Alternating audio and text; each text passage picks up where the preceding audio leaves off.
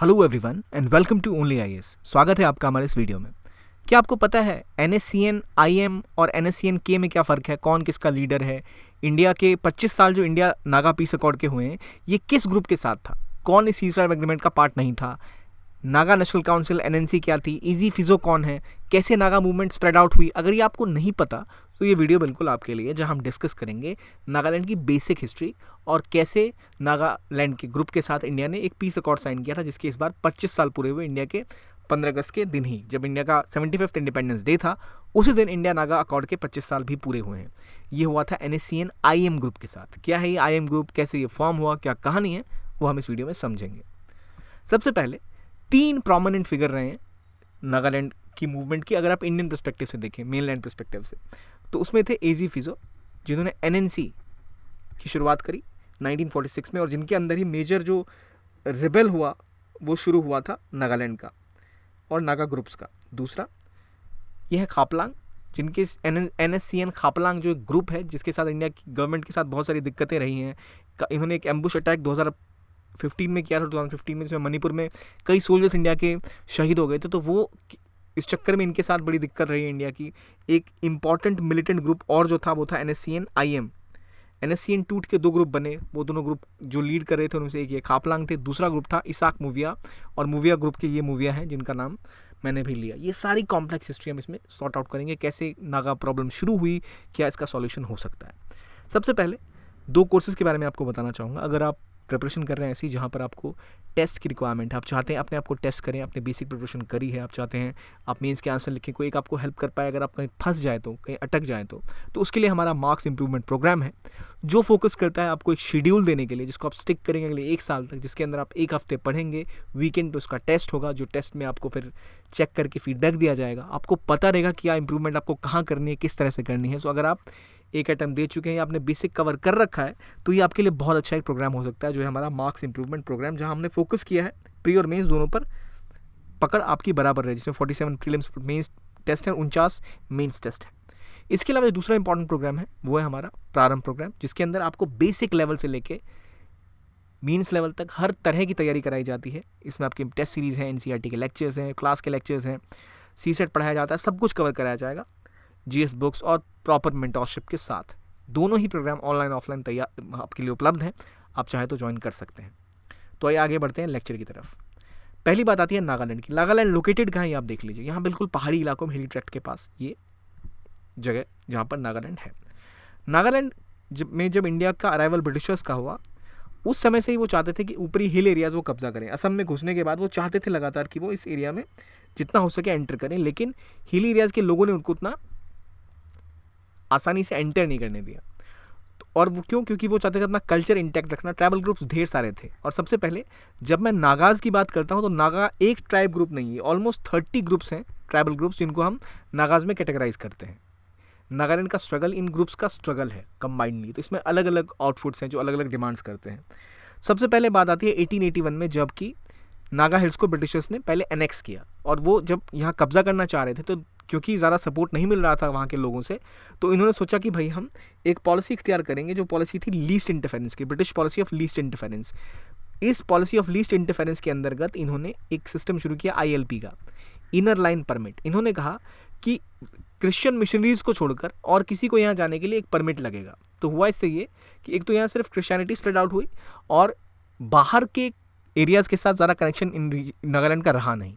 इस वजह से आप देखते हैं, चाहे नेशनल मूवमेंट हो, चाहे कोई भी मूवमेंट हो, वहाँ नागालैंड से ज़्यादा मात्रा में इन्वॉल्वमेंट नहीं रही, और एक आइसोलेशन नागालैंड का उन्होंने पहले से कर दिया। नतीजा ये हुआ कि जो अब ब्रिटिश इंसर्जेंसी, जो आप नागा इंसर्जेंसी आज देख रहे हैं आप, उसकी जड़ें वहीं से आती हैं। और 1918 में एक नागा क्लब बनाया गया, जो ब्रिटिशर्स ने ही बेसिकली शुरू किया था, नागा क्लब, जिसके तहत वो कोशिश कर रहे थे जो नागालैंड के एलीट लोग हैं उनको अपने साथ जोड़ने की, जो इन्होंने इंडिया में भी स्टार्ट करी थी उस टाइम में। तो एलीट जो थे वो उनके साथ में साइडलाइन हो गए, और जब आज़ादी की बातें शुरू हुई तो चाहते थे कि हमारा एक अलग ग्रुप हो जो सोवरेन हो, आज़ाद देश हो। और इसी को लेके 1947 में इन्होंने एक दिन पहले ही 14 अगस्त को अपनी आज़ादी डिक्लेयर कर दी थी। लेकिन जिस ग्रुप ने डिक्लेयर किया था, उस ग्रुप का नाम क्या था पता है आपको? उस ग्रुप का नाम था नागा नेशनल काउंसिल, जिसने बड़ा रोल प्ले किया इस मूवमेंट में। 1946 में फॉर्म हुआ Naga national council. Naga national council की फॉर्मेशन हुई, जो कि AZ फिजो ने, जिनकी तस्वीर हमने ऊपर देखी थी, ये इन्होंने नागा नेशनल काउंसिल NNC की शुरुआत करी थी 1946 में, और इन्होंने अगले साल 14 अगस्त को इंडिपेंडेंट अपने आप को डिक्लेयर कर दिया। इनका कहना था कि नागालैंड को चाहिए आज़ादी। तो ये फॉर्मेशन ऑफ नागालैंड से पहले की कहानी पे आते हैं। 1918 में क्या हुआ, नागा क्लब फॉर्म हुआ, जो ब्रिटिशर्स द्वारा फैसिलिटेट किया गया ताकि जो एलीट हैं वो उनकी साइड आ जाए। ऑलरेडी नागालैंड को आइसोलेट किया जा चुका था इंडिया से, एक तरह से ज़्यादा कनेक्शन रहा नहीं था, ट्राइबल एरिया पहले से ही था और एक परमिट लगता था, तो कट ऑफ सा था। फिर AZ फिजो ने 1946 में नागा नेशनल काउंसिल की शुरुआत की और नतीजा ये हुआ, NNC ने 14 अगस्त को डिक्लेयर कर दिया इंडिपेंडेंस कि हम इंडिया के पार्ट ही नहीं हैं। और अगर आप ऐसा करते हैं तो नागालैंड के पास कोई ऐसा जोग्राफिकल, या अगर आप सोचे वो देश अगर बनता भी तो कैसे बनेगा, एक लैंड लॉक कंट्री जो फिजिबल भी नहीं। और इंडिया ने, और ऑब्वियसली इंडिया ने इसको माना नहीं और नागालैंड को इंडिया का पार्ट बनाया गया, क्योंकि ब्रिटिश ने भी जाने के बाद ज़्यादा इतने इंडिपेंडेंट स्टेट्स का ऑप्शन था नहीं।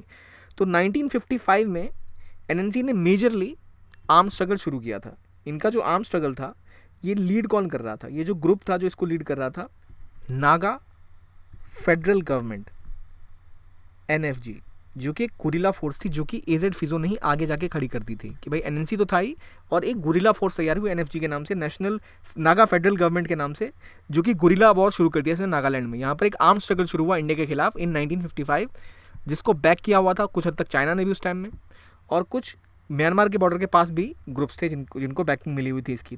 55 के बाद से फिजो ने ही लीड की नागा इंसर्जेंसी मूवमेंट। कब स्टार्ट हुआ, 1956 में इनका ग्रुप अलग हुआ, 55 में इन्होंने कह दिया हम स्ट्रगल करेंगे, और इनके साथ लगातार लड़ाइयाँ चलती रहीं। लेकिन कुछ टाइम के बाद जाकर एक, जैसे हम यहाँ देखते हैं, 16 पॉइंट एग्रीमेंट साइन हुआ 1962 में, जिसके बाद नागालैंड का स्टेट बन गया। 1963 में जाकर नागालैंड फॉर्म हुआ था, ठीक है, 1963 में हमारा नागालैंड यहाँ पर फॉर्म होता है। तो अभी तक कौन लीड कर रहा है, जो मेजर ग्रुप है वो है NNC, ठीक है, Naga national council. Naga national council के ही अंदर एक NFG था, जो कि आर्म स्ट्रगल कर रहा था, नागा फेडरल गवर्नमेंट वाला, अगेन दोनों ही फिजो की लीड की हुई ग्रुप्स थी।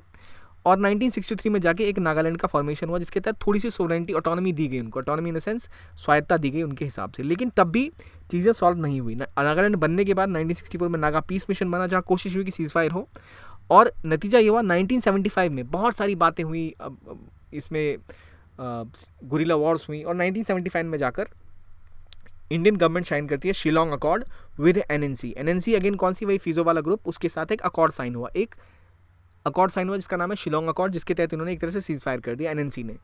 लेकिन जब ये साइन हुआ तो कहा गया कि भाई NNC बिक गई है, और कुछ जो इनके एक्टिविस्ट या मिलिटेंट जो ट्रेन हो रहे थे चाइना में, उन्होंने कहा कि हम नहीं मानते इसको, और वो ग्रुप्स आया वापस, और उन्होंने 5 साल बाद आके अपना नया ग्रुप बना दिया NSCN। अब फिजो आ गए पीछे और NSCN ग्रुप आ गया मेन में। अभी तक NNC वाला ग्रुप था, NFG जिसका गुरिल्ला पार्टी वाला ग्रुप था, वो अब हो गया पीछे, और अब NSCN 1980 में फॉर्म हुआ, national socialist council of Nagaland. ये नागालैंड की डिमांड कर रहे हैं। इनका ग्रुप 1980 में, और ये और ज़्यादा मिलिटेंट हो गया। अभी तक उतनी मिलिटेंसी नहीं थी, उतना आक्रमणकारी NNC नहीं था। अब जब NSCN आया तो और ज़्यादा आक्रमणकारी हो गया, और NSCN के साथ बहुत सारे इंडियन आर्म फोर्सेस के विवाद चलते रहे, और 8 साल बाद जाके ये NSCN भी टूट के 2 टुकड़ों में आ गया। NSCN के मतलब NSCN का वो पार्ट जिसके लीडर थे खापलांग, और NSCN IM यानी इसाक मूविया ग्रुप का NSCN IM जो दूसरा ग्रुप था। और ये जो ग्रुप था, इसने ही इंडिया के साथ सीज फायर साइन किया 1997 में एग्रीमेंट, और इसी के आज 25 साल हो रहे हैं। कापलान ग्रुप का ऐसा था कि कुछ ज़्यादा ही एक्सट्रीम ग्रुप था ये, और इन्होंने क्या किया, इंडिया के साथ एग्रीमेंट साइन करने से पहले इनकार किया, और हालांकि 2001 के आसपास इन्होंने दोबारा कोशिश करी कि हम भी सीज फायर करेंगे एग्रीमेंट, और इन्होंने एक सीज फायर एग्रीमेंट साइन किया। लेकिन 2015 में इनके ग्रुप ने मणिपुर में अटैक किया था इंडियन सोल्जर्स के ऊपर, जहाँ 15 सोल्जर्स की जान चली गई, जिसके बाद इंडिया ने इसको फिर टेररिस्ट ग्रुप घोषित कर दिया था। और पिछले साल 2021 में एक ग्रुप था सुमी ग्रुप ऑफ NSCN के, इन्हीं का एक और टूटा सुमी ग्रुप ऑफ NSCN के, इन्होंने इंडिया के साथ सीज फायर एग्रीमेंट फिर साइन कर दिया, क्योंकि खापलांग की होगी मृत्यु, उसका ग्रुप कमज़ोर पड़ गया। तो अभी जो इंडिया का एग्रीमेंट है सीज फायर एग्रीमेंट, वो NSCN IM ग्रुप इसाक मुवाया ग्रुप के साथ हो रखा है, जो 1997 में साइन हुआ था। कापलांग ग्रुप के साथ टूटा बना, बार बार टूटा बना, और बाद में से टेररिस्ट ग्रुप घोषित किया गया। इसका एक और सब सेक्शन ने पिछले साल इंडिया के साथ एक सीज फायर एग्रीमेंट साइन किया है। ठीक है, ये बेसिक कहानी है इस पूरे नागालैंड के मूवमेंट की। तो अब मैं आपका ज़रा क्लैरिटी चाहता हूँ कि आपको क्या पता है अभी तक, कि क्या आप सीखे इसमें, कौन कौन से ग्रुप्स हैं। मुझे पहले बताइए कौन कौन से ग्रुप्स अभी तक हैं, ये बताइए मुझे। कितने ग्रुप्स हमने बात करी? एनएनसी की बात करी जो फिजो ने फॉर्म किया था 1946 में। इन्होंने नेशनल इसमें नागा फेडरल गवर्नमेंट की शुरुआत की जिसने गुरिल्ला वॉर स्टार्ट किया। फिर एनएससीएन आया शिलोंग अकॉर्ड के बाद। एनएससीएन को यहाँ लगा कि शिलोंग अकॉर्ड एक फेलियर है। फिर एनएससीएन 1988 में 2 टुकड़े हो गया, एनएससीएन के, एनएससीएन आईएम। एनएससीएन आईएम के साथ इंडिया ने फिर 15 साल बाद एक और अकॉर्ड कर लिया, 10 साल बाद, जो कि था पीस अकॉर्ड, जिसके थ्रू आज हम यहाँ पहुँचे हैं। तो शिलोंग अकॉर्ड किसके किसके बीच हुआ था? एनएनसी और इंडिया के बीच में। एनएससीएन तब था ही नहीं, याद रखिए। एनएससीएन कब बना? 1980 में, और 1988 में 2 धड़े टूटते हैं उससे, एनएससीएन के, एनएससीएन आईएम, राइट। ये तो हो गई ग्रुप्स की बात। अब आते हैं बेसिक कहानी कि भाई ये विवाद है क्या इतना। जैसे मैंने बताया कि 2001 में इस ग्रुप ने, कापलांग ने भी एक सीजफायर एग्रीमेंट साइन किया था, लेकिन इनका सीजफायर एग्रीमेंट 2015 में खत्म हो गया कि उन्होंने अटैक कर लिया था इंडियन सोल्जर ग्रुप के ऊपर। तो क्यों इतने विवाद चलते हैं, क्यों इतनी समस्याएं हैं? तो देखिए, बात यह है कि नागालैंड में जो एक रिक्वायरमेंट है, इनकी डिमांड्स क्या हैं? इनकी डिमांड है ग्रेटर नागालैंड की। अभी जो आप नागालैंड देख रहे हैं वो ऐसा नागालैंड दिखता है, ठीक है।